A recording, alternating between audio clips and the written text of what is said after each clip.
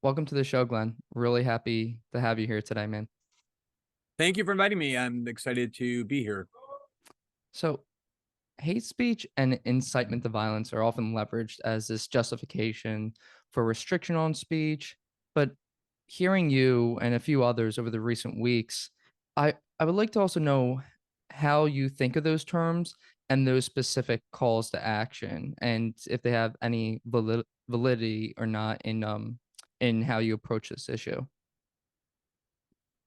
The idea of hate speech is essentially a fabricated or invented concept that is quite new. If you go back and look at the debates about free speech that occurred, let's say, at the time of the Enlightenment, so before the founding of the United States, when people like Voltaire and John Locke and a lot of those Western European philosophers and political activists were demanding the right to speak, there was no distinction drawn between speech filled with love and benevolence that should be permitted, but then speech filled with hate that should be prohibited. It really has become this kind of invented concept that is used in many ways to justify censorship by people who don't want to admit that they actually believe in censorship. So they'll draw this distinction between free speech and hate speech, and they'll say free speech is fine, but hate speech isn't. Mhm. And the two problems with this are, I think, obvious. One is there is no definition of hate speech. There's no objective criteria for how to define it or identify it. It's completely subjective. It's in the eyes of the person judging it, and usually will be determined by whoever has the most power. And that automatically means that if you carve out an exception to free speech for quote unquote hate speech, you're basically swallowing up the whole idea of free speech, since censorship then becomes easily imposed by simply decreeing something, dissent or oppositional views, as hate speech. And now you get to justify its suppression. The other problem with it is, if you think about it, there's a lot of speech that is filled with hatred that, of course, we think is valid to express. A lot of people express hatred for the people who attacked the country on 9/11. A lot of people express hatred for the North Korean dictator. A lot of people express hatred for Hamas. A lot of people express hatred for a lot of different things, a lot of different people, a lot of different groups, a lot of different countries. And most people believe that at least some of those expressions of hatred are valid.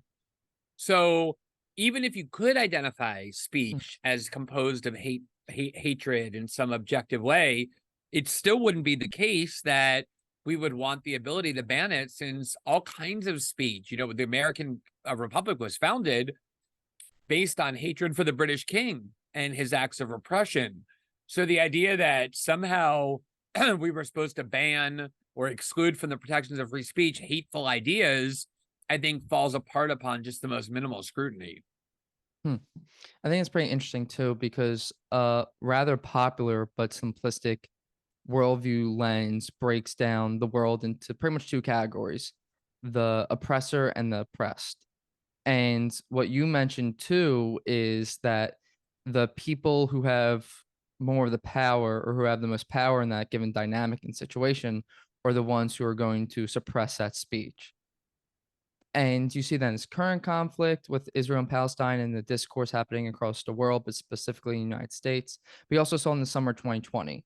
And there's this whole dynamic of, well, since we're oppressed, quote unquote oppressed, that needs to be censored. And oftentimes say it is on especially on campuses. But then simultaneously, if it's being suppressed, then you obviously have power to suppress that speech. So it's almost like this paradox where you're oppressed, you have no power, but simultaneously you are suppressing others' speech and their thought and their, say, a right to assembly. No, I think it's a great point. I always say that censorship is a weapon by definition of the majority, of the powerful. There's this idea on the left that censorship is needed to protect marginalized groups or weak groups or groups that are targeted with oppression. But if you, as you just astutely pointed out, if you are the group that has the power to suppress or censor others, by definition, you are wielding a lot of power. And that's the reason why censorship will almost always be used not to suppress majoritarian views, but views that are on the fringes or the margins, or that is regarded as dissent. Majoritarians, factions don't need protection. The whole point of the Bill of Rights, in fact, is to protect minorities. So there's a guarantee, for example, in the Bill of Rights for religious liberty. Obviously, the people who need that protection are not people who believe in a religion shared by the majority of people. The people who need religious liberty are those who have a religion that is looked down upon or disliked by the majority of people. Same with free speech. Free speech is not something that you need if your views are ones held by the majority or those in power. You only need those protections if you are a dissident, if you're somebody who is expressing a view held in contempt by the majority. That's the first thing. The other thing I would say is the question of who has power and who doesn't, who's powerful, who's powerless, is a much more difficult assessment to make than it might seem at first glance. So after the George Floyd murders, for example, there was an attempt to say that in the United States, Black people are an oppressed group, that they have no power, that they need all these protections.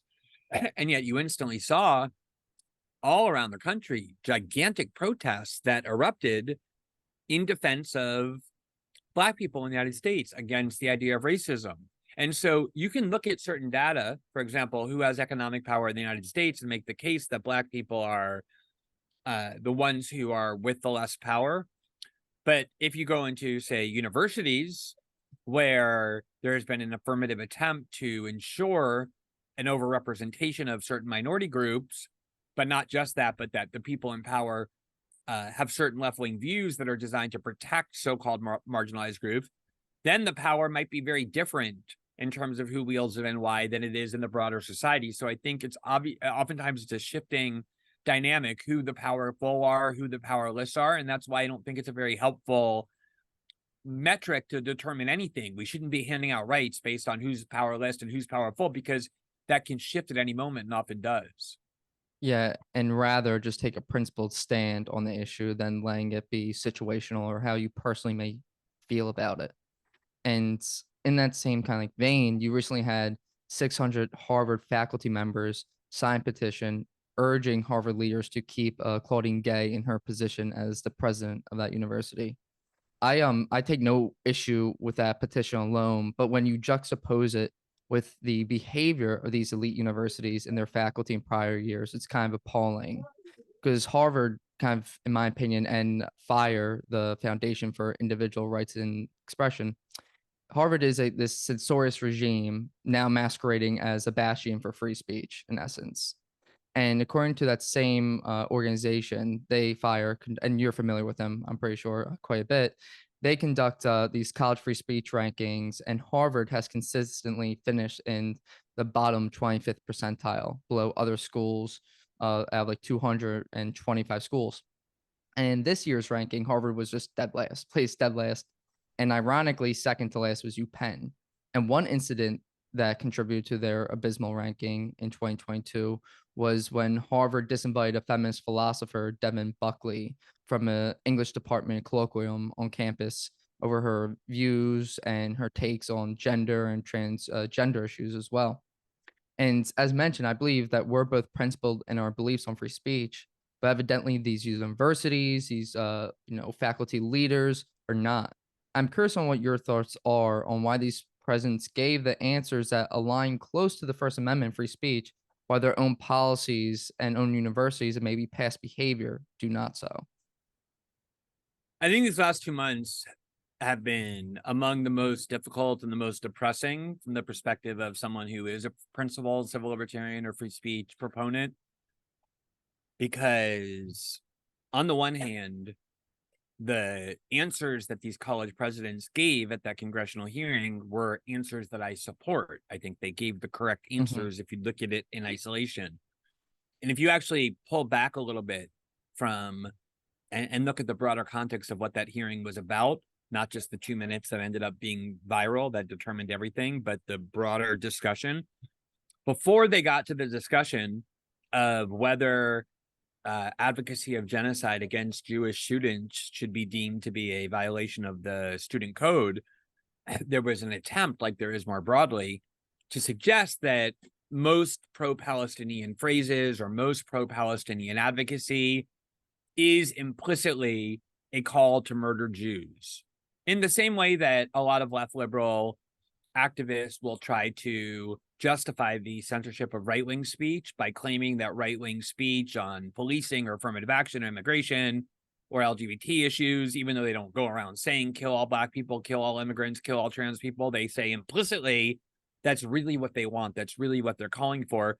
There's an attempt to say that pro-Palestinian advocacy or criticism of Israel or even anti-Zionism is implicitly an attempt to try and commit genocide against Jews. And only then did they start asking, is the advocacy of genocide against Jews something that violates the code of conduct on campus? And the reason why there was this hesitancy on the part of college admitted these presidents to say, yes, it would be, is because they were saying it depends on what the speech is. It depends on what the actions are, which is exactly the correct thing. I mean, if you write an op-ed in the Harvard Crimson saying why the recognition of the state of Israel in 1948 was misguided and why it should be reversed, obviously you should be permitted to do that. That can't possibly be a violation of the student code, because the idea of these universities, they say, is to adhere to the First Amendment doctrine of free speech, and clearly that's well within the First Amendment free speech protection. So saying it depends on the context, it's a much different thing if you're going up every day to a Jewish student on campus and screaming in their face, kill all Jews. That becomes a form of harassment, obviously. So they gave the right answer. The problem is it was so hard to defend them because they are frauds. They don't actually believe in the principles they were invoking in general, given the long history of censorship on college campuses that these exact schools and these exact administrators have been supporting. So part of the problem became those who really do want to censor on campuses to silence Israel critics had this argument that was correct, which is that these people are hypocrites and are very poor messengers for this free speech cause. And that is true. The problem is that a lot of them actually don't care about the hypocrisy. They actually do want to censor. But I have to say, too, there's been the same hypocrisy, not just on the left, where a lot of people have suddenly discovered the importance of free speech principles now that they see that the people they agree with, namely pro-Palestinian advocates or anti-Israel advocates, are being censored. Suddenly people say, no, that's the censorship. This is wrong, even though they've been cheering censorship for years against their political enemies. Many on the American right are doing exactly the same thing. I mean, the reason why I've become somebody who finds alignment with and, kind of has a lot of support from people on the American right, despite long having been deemed by some to be on the left, is in part because of my advocacy of free speech, which they like because in the last 6 or 7 years, a lot of the censorship was aimed at right-wing speech. Starting on October 7th, I watched so many of those people. I mean, like people who built their entire brands and careers based on pretending to believe in free speech, turn on a dime and start cheering all kinds of censorship and cancellation. So that's why I say it's been a very depressing 2 months from a perspective of a civil libertarian, is you have both sides proving they don't actually have any authentic free speech convictions, even though they claim they do. And they're each kind of lobbing hypocrisy accusations at the other, and both of them are correct.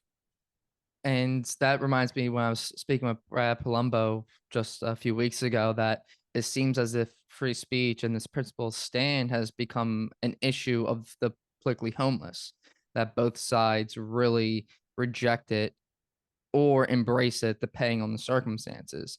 Like most notably, you have someone like Ben Shapiro, who has built an entire business and career, off defending free speech and, going against certain DEI initiatives, such as, And Barry Weiss as well. Yeah, no, People and Dave Rubin. Yeah, there. I mean, there's a laundry list of people, unfortunately so. And when you go through all these people, like specifically for Shapiro, that I saw, even embracing racial quotas, like he later went back and for a certain company coming out and saying we're going to open up 180 job recs exclusively for Jewish students, excuse me, because they're facing like harassment, and we want to create a space for them where they can thrive.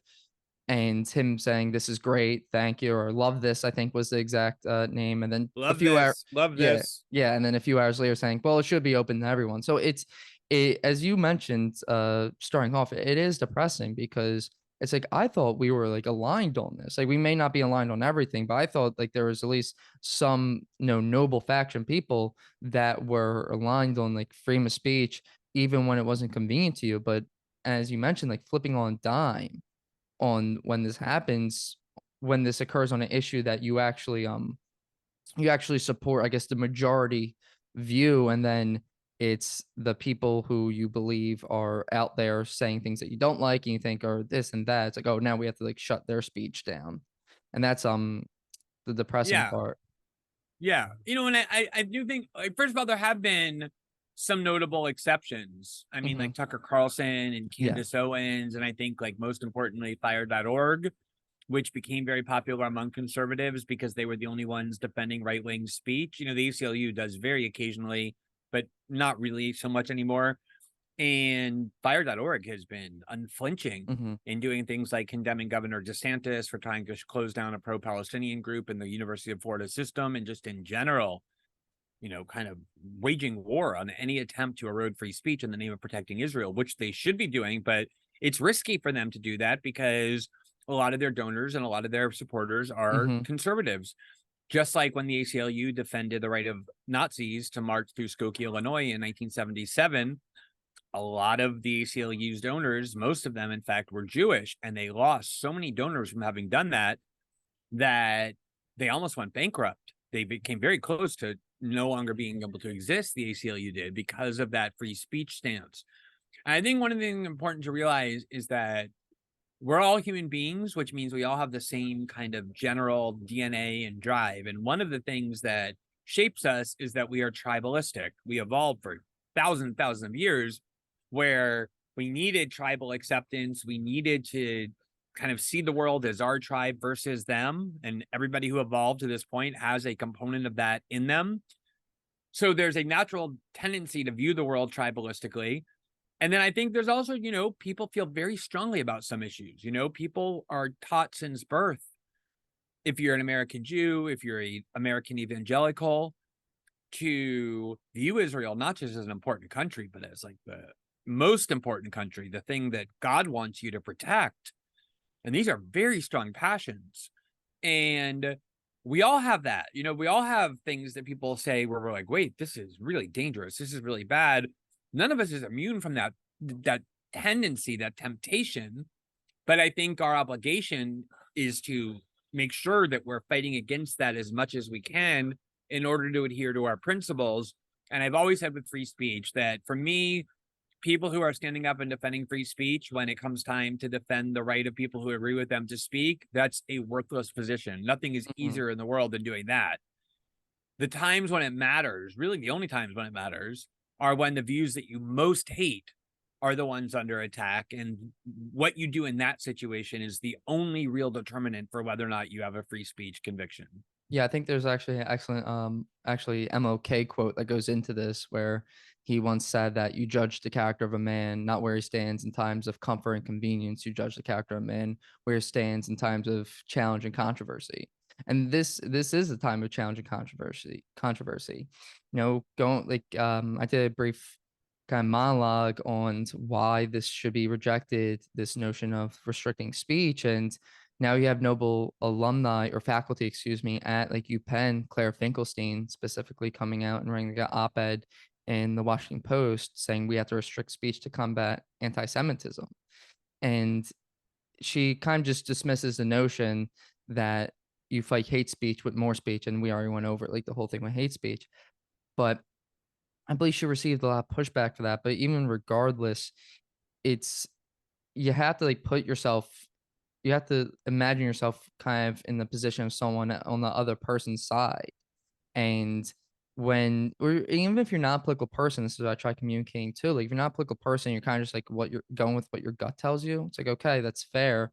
Simultaneously, just think about a controversial opinion you do have. Like it could be anything whatsoever. If there was the majority coming out saying like disagreeing with you, do you think it's like appropriate whatsoever for someone to try to restrict how you like speak on it? Probably not. Like there's very like few cases where it should be restricted. And a lot of people called it incitement to violence. And I was curious on like what they're referring to, like incitement to violence and how it's not protected. and most likely they're referring to like the imminent lawless action, which was it was a Supreme, Brandenburg. Brandenburg, yeah, yeah. versus Ohio, 1969. Thank you. And with that Supreme Court ruling, that's what kind of made the distinction where there's actually this directed likely chance of violence in the moment or near future where that speech would not be protected, excuse me. And referencing directly that hearing, that congressional hearing, we saw that the former president of UPenn, Liz McGill, she stated that speech that was so severe and pervasive would be classified as target harassment. And I think she said that more than once. I was curious, like, why is she using, like, why severe and pervasive? Not that I like disagree, but it's like this language that she's returning to. And personally, after like, looking it up, and I believe like she's directly referring to the 1909 Supreme Court ruling in Davis versus Monroe County Board of Education, which the Supreme Court did find a school board could be liable for student on student harassment if it is, quote, so severe, pervasive, and objectively offensive, and that so it undermines and detracts from the victim's educational experience that the victim students are effectively denied equal access to institution's resources and opportunities, unquote. However, like this is once more a deviation from UPenn's own policies. In 2019, they actually changed their guide to sexual harassment and among other policies, and defined it as any unwanted verbal conduct that, quote, has the purpose or effect of creating an intimidating, hostile, or offensive working or studying environment, unquote. And someone could easily argue that these protests are, kind of cultivating that on campus. And that's why it's so pernicious that when you kind of have these well-intended policy changes for whatever reason, that these could be the effects, that someone could easily argue that this is, quote unquote, like sexual harassment or harassment just at large based on UPenn's own policies. So it's almost as like that congressional hearing when the representative Elise Stefanik, like she was almost right in a sense about her like questioning their policies because those policies do align with what she was saying. Not that I agree with those policies nonetheless, but it's just an interesting point out that like the representative is right on the school's own policies, but is wrong from a free speech First Amendment perspective, and is yeah, I would disagree on that end. The problem here, it kind of goes back to what we were talking about earlier about hate speech. Like I made the Mhm. obvious point that hate speech is subjective, but then this other point that, to some extent, a lot of political speech is based in hatred, and it's a lot of that speech is speech that almost everybody would agree should be permitted. Same thing is true with incitement to violence. If you think about it, almost any political stance you take has the potential to incite violence. Bill O'Reilly, one of his big issues when he was at the peak of his fame and influence on Fox News was he would report on individual abortion doctors who were performing a large number of abortions or were promoting their abortion procedures in a way that Bill O'Reilly thought was offensive. Bill O'Reilly was a Catholic. He's pro-life and very anti-abortion. And one of the doctors on whom he most focused ended up being murdered by a pro-life activist shot outside of his clinic. And obviously there was an attempt to say Bill O'Reilly was responsible for that murder because his criticism of this doctor is what provoked somebody to go and murder. And maybe that was even true. Maybe that person did hear about this doctor from Bill O'Reilly. I don't remember all the details, but this is true for every position that you can take. So in 2018, there was a person who went to a softball field in Washington, D.C., where he knew that Republican Congress members gathered on Saturday to play softball, and he went and he shot up a bunch of them, tried to kill as many as he could, and he shot Steve Scalise, the Republican House Whip, and almost killed him. Turns out he was a huge fan of Bernie Sanders and Rachel Maddow and was constantly posting every day what they were saying, that Republicans are Putin apologists, that they are Kremlin agents, that they're white supremacists, that they want to bring fascism to the United States. Obviously, if you go on the air every day and say the Republican Party or white supremacists who want to bring fascism to the United States, there's a chance someone in your audience might get so inspired by what you're saying and so full of hatred that they will go and want to murder in that cause. There was a famous politician in Holland in 2003, Pim Fortune, who was gay, but he was right wing and he was very popular and he was almost about to win the prime ministership. And an environmental activist went and murdered him because he was mocking climate change. This is, that is why we have to be so careful with this notion that speech that incites violence can be suppressed, because all political speech, other than the most anodyne and banal, has the potential to inspire violence. And that's why the case in Brandenburg is so important, because what it said is the only kinds of speech that you can restrict based on this incitement ground are where you have a crowd gathered outside someone's house with torches and you say, go burn down that person's house. That's what it means by inciting imminent lawless action, that you're basically, it's kind of like you can't have a mafia boss who gathers people and says, go murder that person. And then his underlings go and murder a person. And then he says, no, I have free speech. I didn't do the murder. I just told them to do the murder. So you have to have that exception carved, but it has to be extremely narrow. And, again, you're absolutely right that these campuses have been engaging in a kind of, crusade for censorship for all these years, that when they stand up and defend free speech and invoke free speech principles, it does make it seem like the reason they're doing that is not because of any belief in free speech, but because their support for this one cause, namely criticism of Israel or the pro-Palestinian cause. Like we were saying earlier, here's now a case where it's a group of people who have views that these university presidents agree with. And now suddenly they're pretending to be free speech activists. The one thing I do want to add to this, which I think has been overlooked in a lot of instances, is that as somebody who's been reporting on free speech for a long time, and then as somebody who did a lot of work on the First Amendment when I was a litigator, a constitutional lawyer, before I became a journalist, one of the most common forms of censorship in the United States, both in general and on college campuses specifically, has been censorship of Israel critics, censorship of pro-Palestinian students. I think there's a lot of people on the right, I'm hearing a lot of people on the right justify what is being done by saying, oh, look, it's finally time for the left to understand what censorship is and to finally make them live under the rules that they themselves have imposed, when in reality, this is a very common form of censorship for a long time, to censor Israel critics. And that I've been talking for many years now, telling my new friends on the American right, I know you think you're the faction that defends free speech, and in many cases you are, but the American right has long had an Israel exception to its free speech advocacy that I think you should be alert to and aware of not falling into that trap. Mm-hmm. And when you say like getting a taste of your own medicine, that reminds me of when Elon Musk purchased Twitter, and then there was some censorship on the left, and people on the right were like, "Huh, your turn now."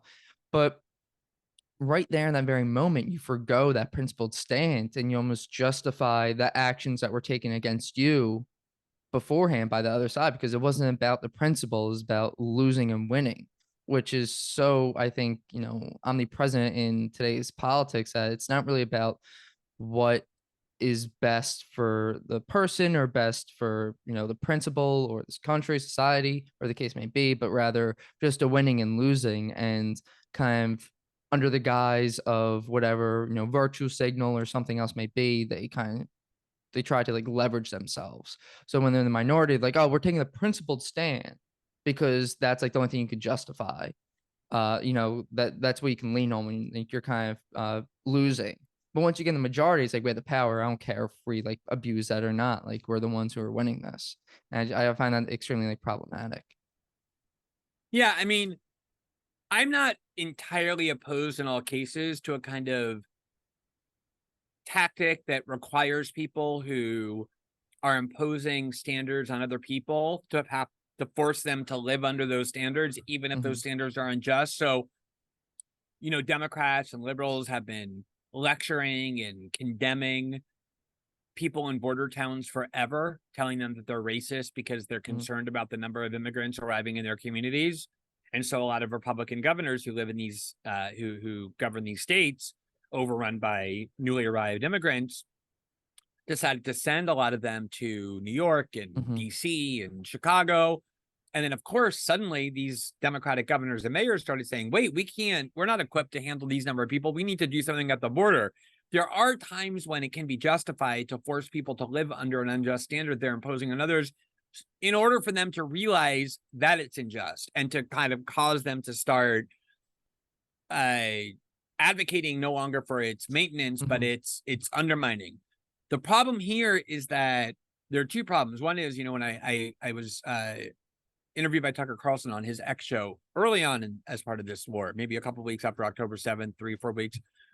And the point he made was, through a whole series of interesting and kind of almost coincidental events, it's the American right that has now become the primary champions of free speech. That has always been a left-wing cause. I mean, like the free speech movement began at Berkeley. And, a lot of the justices who wrote the key First Amendment decisions that, like Brandenburg and others, were often left-wing jurists.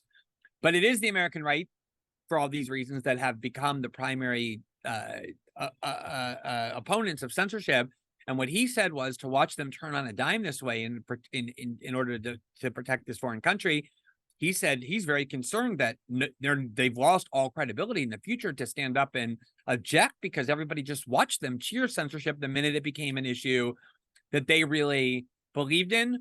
The other problem with it is that I do not believe that the reason a lot of people on the right are cheering censorship is because of this hypocrisy angle.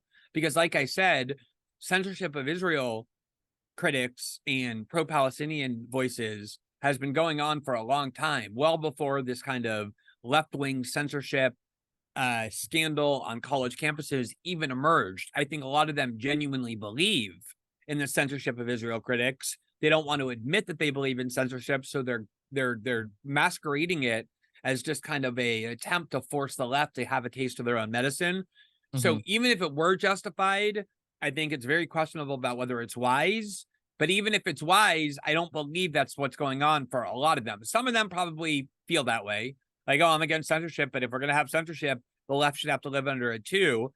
But I think there are a lot of people who just believe, again, that Israel is such an important cause that when they hear criticisms of Israel, especially harsh ones, they hear it as something over the line, as something just different in type that is not like the kinds of ideas that have been censored in the past.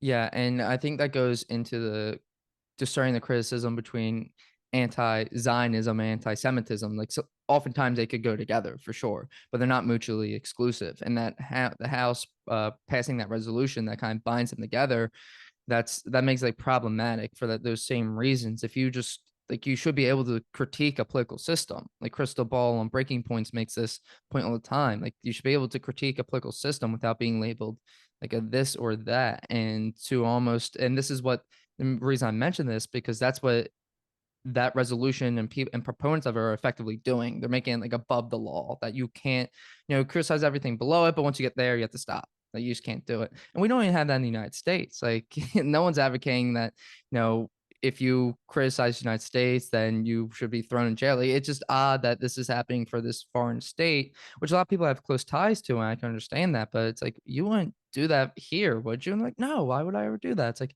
well, why are you trying to do it for like over there? It's really bizarre. I try and empathize with it, and it's almost like this just this bizarre scenario that people get thrown into and have to deal with. Yeah, I mean, first of all, again, this is kind of the part of the hypocrisy angle that we haven't talked about, which was, it's not just censorship and it's not just cancellation, but one of the main grievances of the American right over the past, say, 6 or 7 years, really a lot of this emerged with Donald Trump. A grievance I supported was that one of the primary tactics of the left of left liberals in the United States is, when they have a viewpoint with which they disagree, they can't engage it on the merits. What they instead try to do is to say it's tantamount to some form of bigotry, that anybody who advocates it is not engaged in some sort of good faith political debate, but instead just hates members of a minority group. And it's the same thing. Are there people who are opposed to immigration because they're white nationalists and don't want non-white people entering the United States? Yes, some people who are opposed to immigration are opposed to immigration because they're white nationalists. That doesn't mean that everybody who opposes immigration is doing it for racist reasons, even though some of the people who are guilty of that. Are there some people who oppose affirmative action because they're anti-Black racists? Yes, there are some people opposed to affirmative action because they are they're actually racist, but obviously there's a huge number of people opposed to affirmative action who are not that. So these positions are not inherently bigoted. Hmm. So are there people who are opposed to Zionism because they are anti-Semitic? Yes, of course there are. But it doesn't make anti-Zionism inherently anti-Semitic. In fact, Zionism is a very new ideology. It didn't exist until the early parts of the 20th century. It was a very controversial ideology, even among Jews in Europe and all throughout the world. And even now, there are religious sects of Judaism that view Zionism as incompatible with Judaism and who are anti-Zionist. There are all kinds of people who are anti-Zionist, but not anti-Semitic. And even if it were true that anti-Zionism is inherently anti-Semitic, it's not. But even if it were true, you still don't want the United States Congress being in the business of issuing decrees, as you said, about what the outer boundaries of political discourse are. That is not the job of the United States Congress to do, even an advisory role, because what that means is once the United States Congress says that a certain view is bigoted, obviously citizens, especially ones who are vulnerable to firing and all kinds of Hmm. things, will not want to be associated with a view, or they will be afraid to express a view that the United States Congress has just characterized as inherently bigoted. And again, it's just stunning to watch all these people on the American right who have been objecting to these kinds of formalized attempts to chill political speech now suddenly be applauding it.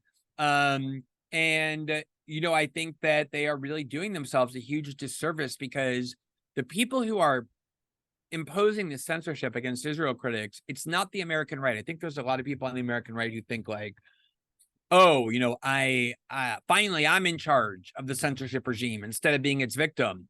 The only reason Israel critics are being censored is because the establishment in the United States is pro-Israel. Democrats and the establishment, Republicans, centrists, the power centers are all pro-Israel. So the American right are not the ones in control of the censorship regime suddenly. They're just passengers. They're just cheerleaders on the sideline applauding for it because they happen to be aligned with the establishment and their pro-Israel views. But by strengthening and fortifying this system, very soon, once this war is over and we move on to other things, that system will again be used against the very people cheering it now. And they are acting completely against their own self-interest beyond all the hypocrisy and other, kinds of criticisms we voiced of them. And I believe you were recently on the Piers Morgan show speaking about this in a panel, and I was just curious on what you thought of, because I saw your one post on how you're being interrupted and you couldn't really express that view on, say, Alex Jones being brought back to Twitter or whatever the case may be. And I'm curious on kind of what your experience has been on these different programs, and how effective you think it is, like this kind of fight for free speech and persuading people that, hey, we shouldn't be censoring or we shouldn't be restricting. Well, it's funny, in general, I have an absolute rule Hmm. that I do not participate in panel discussions on television, because they just always Hmm. degrade into a circus that I think just like ends up demeaning everybody involved. You have to like scream and fight for it to be heard, and yelling over people and complaining about being interrupted. And it's usually just bickering, and it's like an attempt to like just have people say, oh, you kicked that. I hate the whole thing. Obviously, at the beginning of my career, I did a lot of those things, because when you're starting off and you don't have any choices, you take what you can get in order to have a platform to be heard. But I do not do panel. Like, you have to go back many, many years to find me participating in a panel on television. And the first time I was on with Piers to talk about the war itself, I was on with this crazy woman. And the only reason I went on is because I didn't know I was going to be part of a panel. They asked me to come on. I said yes. It was only like literally 30 seconds before the segment began when I heard them doing a sound check with other people that I realized I was part of a panel, and I almost hung up. And it was just a crazy person who just was Hmm. ranting and raving and saying the most deranged stuff. And I ended up, leaving saying, God, why I should have hung up. And I don't know why I said yes this time. I did know it was going to be part of the panel because I asked, but it just kind of affirmed my my decision not to be part of a panel. I will never do that again, unless it's like a very carefully selected one and it's a format designed to foster real debate. It's what happens is this sort of thing, and I hate it. It's never constructive or nutritious for anybody. But I do think it's ironic that Piers Morgan views himself as a extreme free speech proponent. The name of his show is Uncensored. And yet I have heard him many times advocating censorship because there's just certain things that are a bridge too far for him. And I think what this illustrates is, for as many critiques I have about the United States and our political culture, and I have a long list of them, the one thing that we do actually still do better than most, if not all countries, is we inculcate people to believe that free speech is a universal value, like an extremist version of it. I actually wrote about this right when I started writing about politics in 2006. I had my own blog, and there's this British historian, David Irving, who is known as a Holocaust denialist, a Holocaust revisionist or denialist. He is that. And in Western Europe, in a lot of states in Western Europe, it is a crime to deny the Holocaust or to revise or to engage in Holocaust revisionism. And he was put on trial, I believe, in Austria, and he was sentenced to 2.5 years in prison. And to Western Europeans, this seems totally normal. There's not even European, people on the European right, like the mainstream European right, object to this. They think this is how it should be. And I wrote an article basically saying that for as much, constant disagreement that people on the American left and the American right have with each other, it's interesting. This is one kind of unifying value that as Americans, we just all instinctively believe that people shouldn't go to prison because their political views or scholarly views, worse still, are deemed to be crimes. I think that has changed a lot, and I think that has eroded a lot. But I think in Piers Morgan, you kind of see that even a British person who wants to situate themselves on the far end extreme of being pro-free speech still has an advocacy of censorship that to an American ear comes off as authoritarian. Yeah, and wrapping up here, but really pleased you said that, because when just researching briefly like different countries' free speech protections, like there are a number of countries that have like semi-strong free speech protections in the constitution, but it's really about like we abide under free speech, but none of which have Congress, like their constitutional body, as such as we do in the United States, will not make any law impeding on free speech or infringing on free speech, which is the key difference. Because laws can be changed, guidelines can be written and ignored, but only here in the United States do we have the actual like wording in our like Bill of Rights in our constitutional body that you cannot, like the Congress cannot infringe upon that, which is a key difference compared to just saying, oh, we like abide under free speech. Yeah, the UK has no constitution. When I was doing the Snowden reporting, and I was doing it at first with The Guardian in the UK, there were widespread calls for The Guardian editors and for me, the reporters, to be criminally prosecuted. And that was the first time. I've always known the British don't have a constitution because they're a monarchy. So you can't have a monarchy and a constitution restricting the rule of the monarch, because the whole idea of the monarchy is they are the ones anointed by God to rule. So you wouldn't make sense to have a list of freedoms that emanate from the people that impose limits on the monarchy. So they don't. And in modern day life, it actually matters because there's no constitution to which you can appeal. If the Congress or the Parliament wants to do something, there's nothing limiting them from doing it. They did end up being restricted by the EU, which does have a kind of convention. And that's one of the reasons there was so much of a desire to leave the EU, so that they didn't have their own sovereignty constricted by this document that supersedes the decisions of the body. But in general, this is the case. I live in Brazil. I've lived here for 18 years, and there has been censorship controversies recently. A lot of this comes from the attempt to censor the internet, which obviously is becoming the primary means by which we communicate, by which people receive their news. And when you have these kind of earth-shattering anti-elite movements, the election of Donald Trump and Brexit here in Brazil, the election of Jair Bolsonaro, the elite have been panicking, saying we can't allow free speech anymore, because when you allow people to speak freely without our control and guidance and limits, they go crazy and they start doing things that are insane that we don't want. It's a very anti-democratic impulse.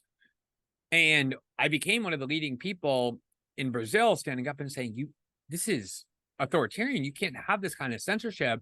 the way to beat the Brazilian right and Bolsonaro is not, it's not a legitimate means to beat them to censor and make illegal those opinions. And I had been really supported by the Brazilian left up until that point, because a lot of the work that I did benefited the Brazilian left in terms of my reporting. And they immediately turn against me because they don't even pretend in Brazil to believe in free speech. They believe free speech is a right-wing fascist concept. And increasingly, so does Western Europe. One of the most repressive laws is a law that the UK adopted and then followed by the EU. The UK's is called the Online Safety Act. The EU's is called the Digital Services Act. There's one in Canada now. There's one in Ireland that's worse than all of them. What they're doing is they're kind of, that hasn't passed yet, but they're trying to exploit these riots as a means of saying we need more control on hate speech. So every time one of these countries moves just a little bit further, it signals to those other countries they can go further too. And we are really heading toward this dystopian framework where increasingly governments control the things we can say on the internet, which increasingly is the only meaningful form of free speech that matters, since that's where most political discourse takes place. And I don't really think there's an issue of greater importance than that. 100%. Well, Glenn, it's been an absolute pleasure. Really fascinating conversation. And just like closing things up, where can people go to support you, keep up with what you're doing and your work? What channels and pages should people look to? Yeah, so I have a nightly show Monday through Friday that's live at 7 p.m. Eastern on Rumble called System Update. And as part of that, we have a platform on Locals, which is part of the Rumble platform that operates like Substack, which I left to go join Rumble, where we do a lot of written journalism and a lot of written interaction with our subscribers that people can do there. Obviously on Twitter, X rather, and other social media platforms, I'm there as well, other than TikTok, where our show got banned, but I think it's now been reinstated. So anyway, I'm around, and people have no trouble. I've never heard complaints that people have a problem finding me. But those are the places people can go. And Awesome. yeah, I want to congratulate you on the work you're doing. When we got the invite, we looked into it, and I told my team, like, yeah, let's do this. I like to appear on newer platforms, ones that are growing, if I think they deserve a bigger audience. So, congratulations on what you're doing, and I hope you'll keep it up. Really appreciate that, Glenn. And for anyone listening, please take a look out on Glenn's shows. They're also available on Spotify and Apple, which is where I usually tune into. Right, But exactly. You're yeah, a better definitely take PR person than I am for myself. But yeah, thank you for noting that. Of course. Well, take care, Glenn, and see you guys. We'll talk soon.